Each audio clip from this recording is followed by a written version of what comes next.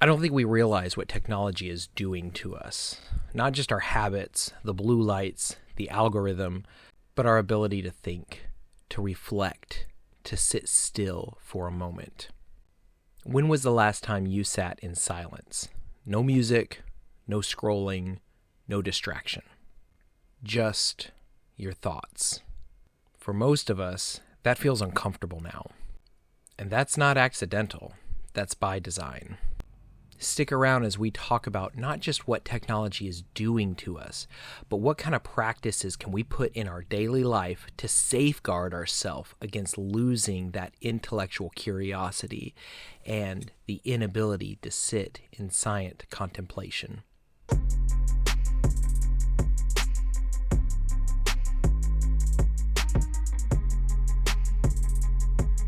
A lot of conversations when it comes to technology are going to lean one way or the other. That technology is great and we just need to lean into it. And obviously there's going to be some fear associated with technology and AI and algorithms and where we're going. But it's going to be okay. And then the other side of the equation is going to be people who are scared and say, hey, don't lean in.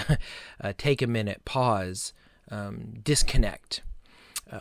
And the thing is, I find truth on both of the ends of that spectrum. One of the things that Heidegger talks about in a book called Questions Concerning Technology is not that technology in and of itself is bad. And so I think we need not fear technology as it were. Technology by itself. Instead, we need what I've been calling for a tech diet. We need to learn how to use technology and when to turn it off. First, we need to understand what is the issue at play. What's happening to us intellectually, mentally. I'm not talking about the biological issues at play with technology. Those are real concerns. Those are real issues. But I'm not a biologist. I'm not even a tech guy. I'm a philosophy, theology, leadership guy. And yet I have noticed in practice that we are slowly losing ourselves. We're losing our intellectual curiosity. We're losing our ability to sit for a moment. That's because the way that our technology is working today, so this phone right here, this phone is designed to keep me constantly scrolling, constantly opening up, right? Opening up apps.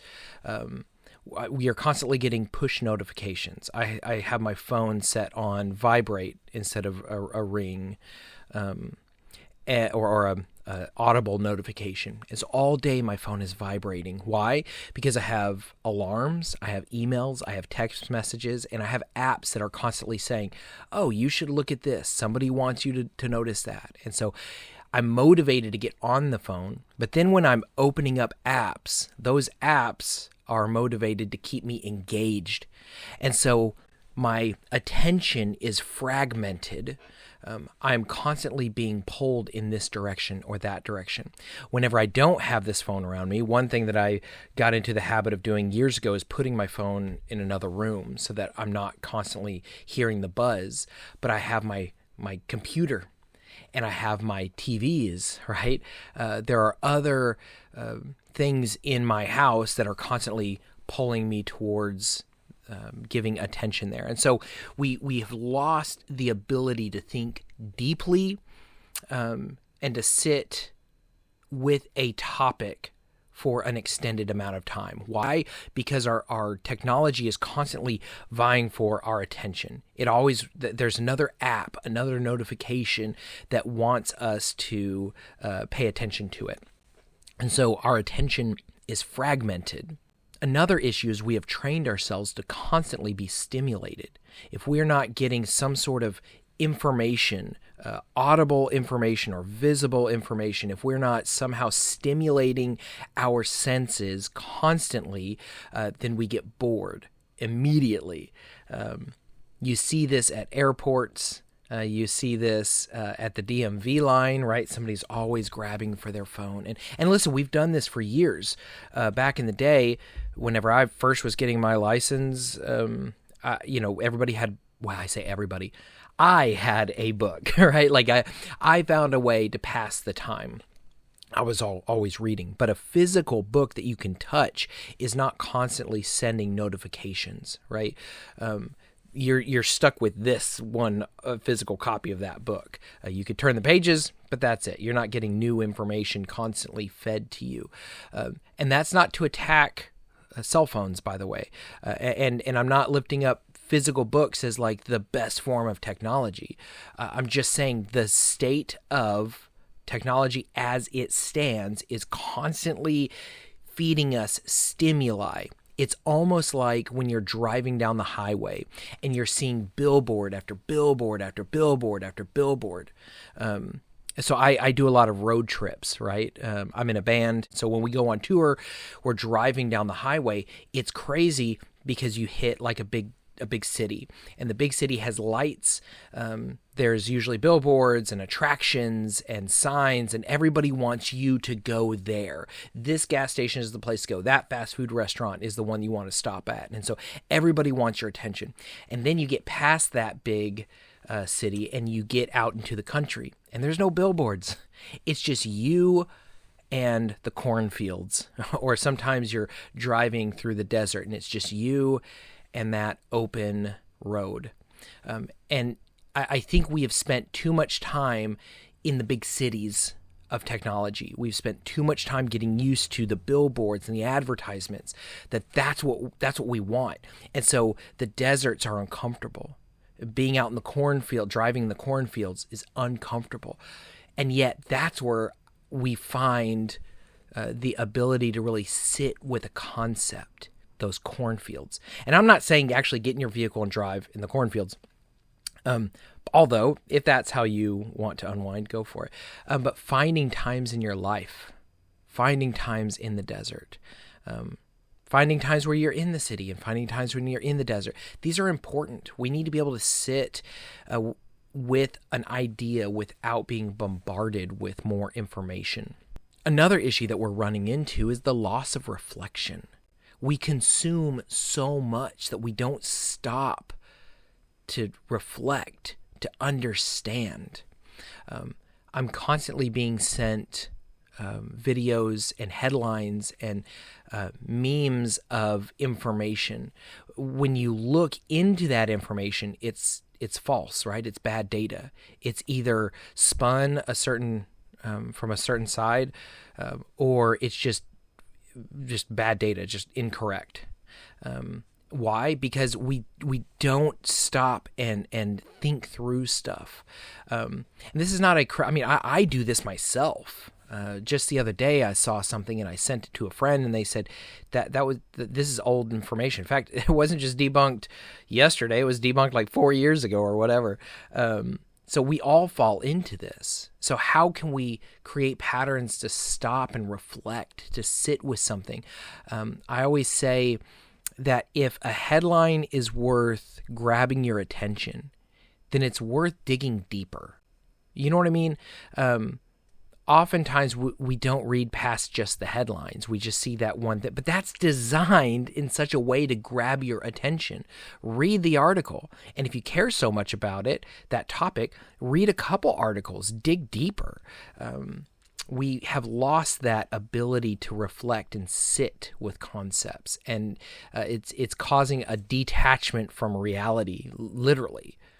Another issue that we're running into is distraction as default. And so we just talked about how we're constantly being stimulated. Those stimulations are a distraction from the reality around us. And so there definitely is like a, hey, go touch grass kind of scenario at play. We need to stop, pause, and step away. But when distraction becomes our default life, we are just constantly distracted. Everywhere you're getting stimuli coming in. When that becomes your normal, silence feels empty. And when silence is empty, you need to fill the silence. just by default, we never have times of silence. I remember maybe in college it was, I began putting music on whenever I went to sleep. And listen, I still use white noise to sleep with. So I'm not knocking that. I'm just saying, for me, in that moment, putting on music was a way to fill the silence. I wanted to fill that void. When we fall into patterns of filling the silence with distraction, we further separate ourselves from intellectual curiosity, from sitting and thinking, from grappling with a concept. We no longer have the ability to think through different sides of nuanced scenarios. And because of that, it's a further detachment from reality. I think a part of that is because of how technology gives us just immediate contact with information, right? So if you ask me a question, I could immediately, who was this actor in that movie? When did that movie come out or whatever? I could immediately pull up and search that movie and the actor and find all this information. I don't have to store that information in my brain anymore because it's stored here. It's actually not stored here. It's stored in some, database, some computer somewhere else. And then I access that through my phone. So in that way, our brains are operating as RAM, not hard drive. Back in the day, your brain had to be hard drive. You had to store the information here. Nowadays, we don't need to store any information. We just go grab it through here, right? We feel like we have more information, but we don't. We have access to more information. We feel smarter and we feel wiser because we have access to all of that information. But we don't actually know the information. We can just go find it. And then another complicating factor is, how do you know that the information that you go grab from this is true information, is factual? So we've lost the ability to go validate the data that we're accessing. This is a major problem that we're running into. So again, it's not that the technology itself is bad. It's just how we're using it is training ourselves to be detached from reality. So it's creating a major problem in our daily lives. So, in all honesty, the problem feels bigger than any one of us. Like there's nothing that we can do to really fix it. But the good news is there are plenty of things that you can do in your own life to take control of this and start implementing what I call a tech diet, a technology diet, patterns and rhythms in your life to set aside time to where you're not constantly bombarded by this. Again, it's not that the technology itself is bad, but we've become so inundated by the technology. It's much like a carpenter who has a hammer, right? It's a tool. And a hammer is technology.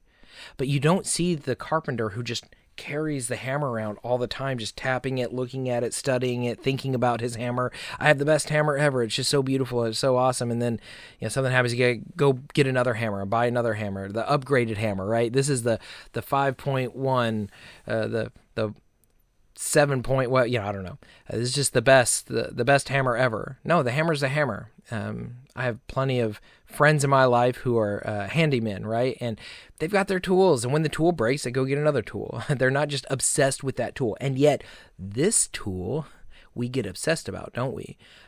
Somehow, some way, this tool stops being a tool for me to use, and it uses me. Now, I know a lot of people don't like that framing, and yet, that's how this technology is being warped and we are utilizing in our lives. So how do we address this? How can we begin to create patterns of behavior in our life that's more healthy, grounding, to where we are not inundated with consuming all of this technology or being consumed by it? First off, there's a book by Cal Newport called Deep Work. I love this book. I read this book in my PhD program. I think this is like the first book that they had us read in our PhD program. And everybody in my cohort, there were around 20 of us, every single person in my PhD cohort said the same thing. Why did they not give us this in high school? It's such a great book. It's very simple, actually. The concept is we live in a distracted world. And so we need to set aside uninterrupted time to think through, to work through things. We're systematically losing the ability to think intellectually. And so much like a painter will lock themselves away in their studio and take the time, spend the time painting, uninterrupted time painting, we need to do the same thing in our lives. Specifically, whenever I was studying for my dissertation, right? Like I had to set aside time. I literally would put my phone in the other room, and people would get upset with me. And sorry about you, but I got a dissertation to write, and people they'll get on board eventually, right? It's going to be uncomfortable that you've set your phone in the other room, that you're disconnecting for an hour, 2 hours, 5 hours, 10 hours, whatever, right? You set your boundaries, but creating those patterns of behavior to where you are present in the moment with your family, that you are present with a book, that you sit down and read a book, or if you read the digital thing, right? If that's how you engage with information, go for it. But taking the time to be present in person with somebody or something. I always suggest taking the time to read your Bible every day, daily engaging with that information. I believe the Bible is the Word of God. And if you're praying, talking to God, you want to hear from Him, then you need to be spending time in the Bible. Also, spending time in classic literature. I say this all the time. There's a reason why classic literature is considered classic, because there is wisdom in there, right? So read the classics, read the Iliad and the Odyssey, read the Count of Monte Cristo, read Les Miserables, read Dostoevsky, actual books, read those books. It's a way of giving ancient wisdom to us today. Another thinker that addressed this concept was Marcus Aurelius. He talked about retreating into yourself. So this self-examination. We're not escaping into some other world. Instead, we're retreating into ourselves in order to examine ourselves clearly. This is what Socrates said, the unexamined life is not worth living. How many of us have not examined our own lives? Augustine of Hippo said, our hearts are restless until we find rest in God. But we cannot rest in God if we're not spending time in stillness, in solitude, in quiet, thinking, praying, reading through the scriptures, right? Again, it means setting this phone aside. We're not villainizing the phone, but definitely an addiction to the thing is a problem. Søren Kierkegaard, y'all know, one of my favorite philosophers, warned that without inwardness, without spending time thinking through who you are, spending time in prayer, in stillness, in solitude, we lose ourselves. It's almost like yourself, it's almost like you're your own friend. If you don't talk to your friend, then you lose who they are. How many of us don't spend time with ourselves, just in our own silence, with our own presence? And so we've lost who we even are because we're not spending that time in silence. Martin Heidegger talked about two ways of thinking, the calculating and the contemplative. It's almost like the quantitative data, the calculating, and then the qualitative data, the contemplative. That's two different forms of information. If we are constantly crunching numbers, we don't really know how we feel about that information, right? And that's why some philosophy tends to just kind of be structured and hard and just kind of data-driven, utilitarian, and some philosophy is existential. Like, what do I feel about this? This determines how I live and exist in the world around me. If we fall on one side or the other, if we're just too feelings oriented, then the concrete data, the abstract data of our lives, we completely lose, and we're just lost in our feelings. But if we don't focus on feelings, emotions, how we exist, then it's just cold, hard facts and data points, right? You become an android, and that's not good either. And so how do we balance those two? Again, you got to spend the time, think through.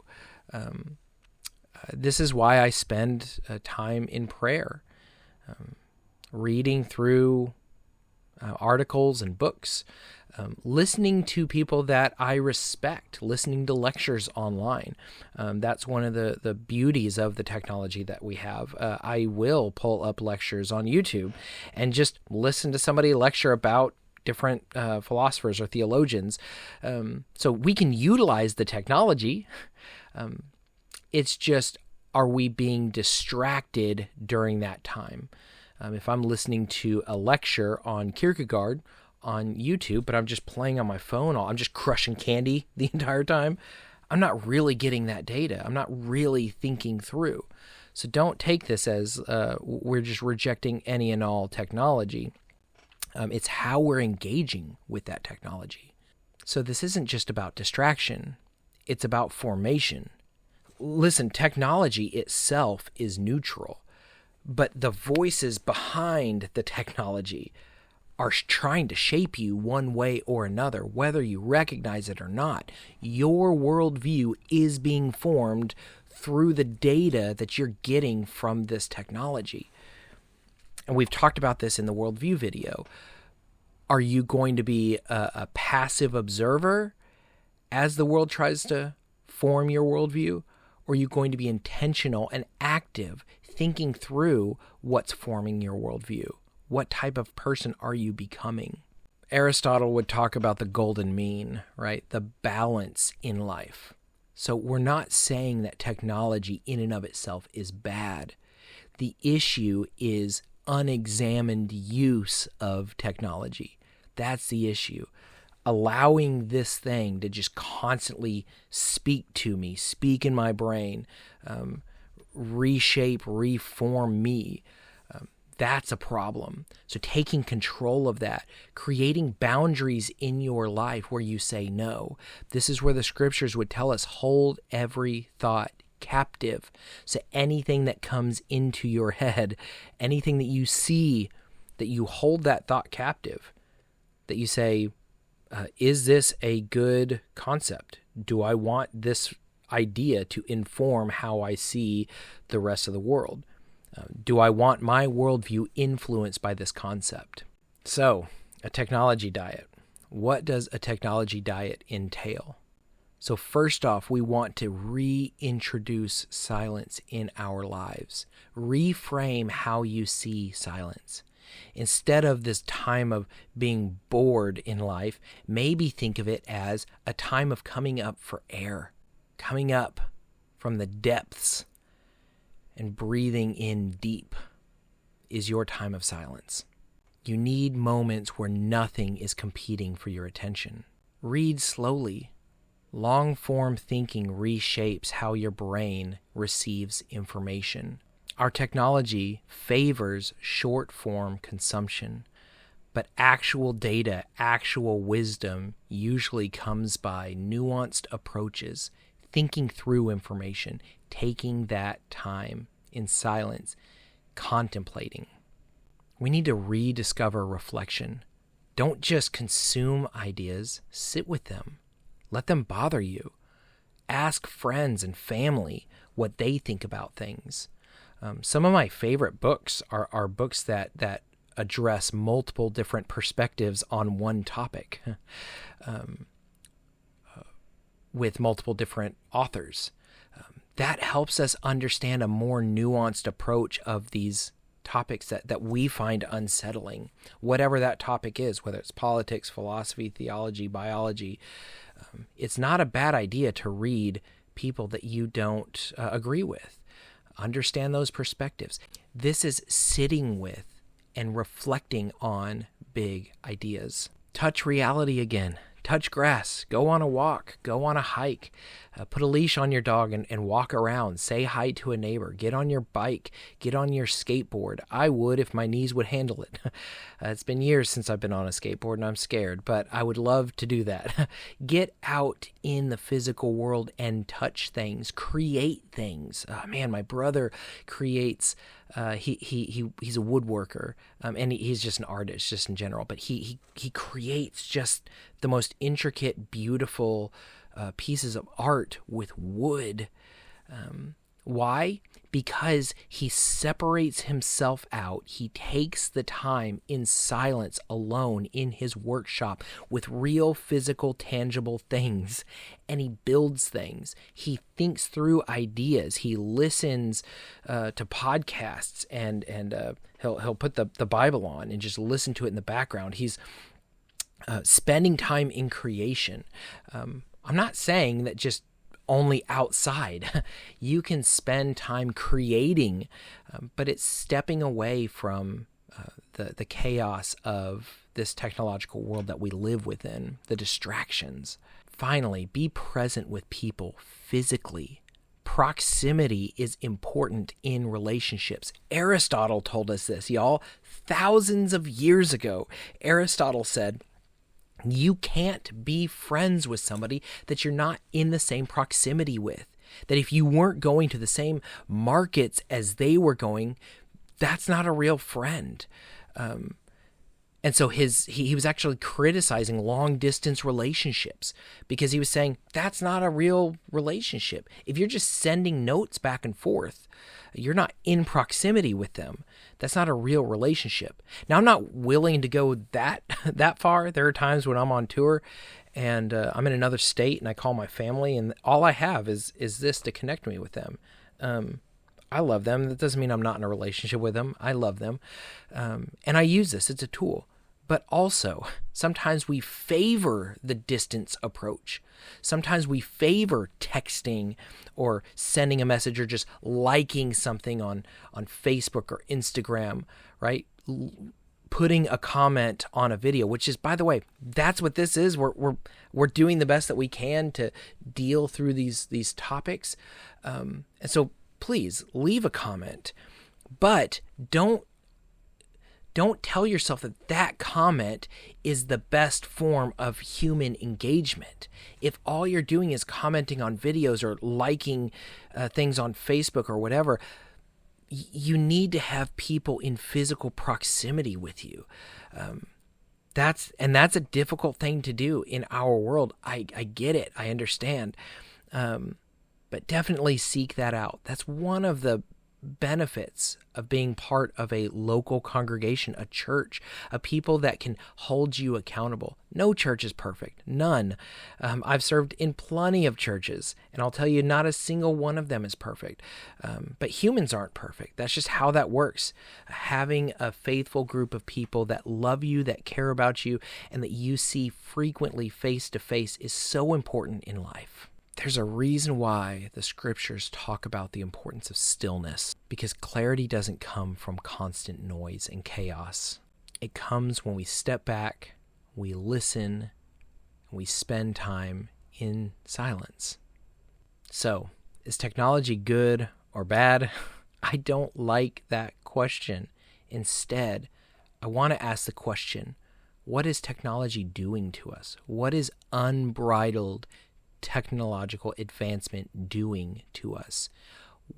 How does it form us, and what type of people are we becoming? My concern is we step back, we passively let this thing control us and own us, not because the phone itself is bad, or that 5G network or the Wi-Fi that I'm connecting to is in and of itself bad. but because there are voices on the other end of this thing, countless voices from varying perspectives, some great, some amazing, and some just downright evil and bad, and everything all in between. And we have not yet learned how to decipher which is which and how much of that information needs to be feeding us and forming us. We need to learn to take the time to set this aside, spend more time with things like this, and less times with things like this. I seriously suggest that you take some time this next week to consider your tech diet. What are the boundaries that you need to put in place in your own life so that you can get more in touch with yourself, that you can look inside who you are, maybe get acquainted with that old friend me, maybe read a book, maybe open up the scriptures, spend time in Proverbs, a beautiful section of scripture that will point out a lot of flaws in your own life and tell you some good prescriptions on how to become more wise in your daily life. Spend time in prayer. Go get a coffee with a friend this next week. Sit down, ask them how they're doing. Give them a hug, shake their hand. Get in creation. Go on a walk. Touch grass, as my daughter tells me.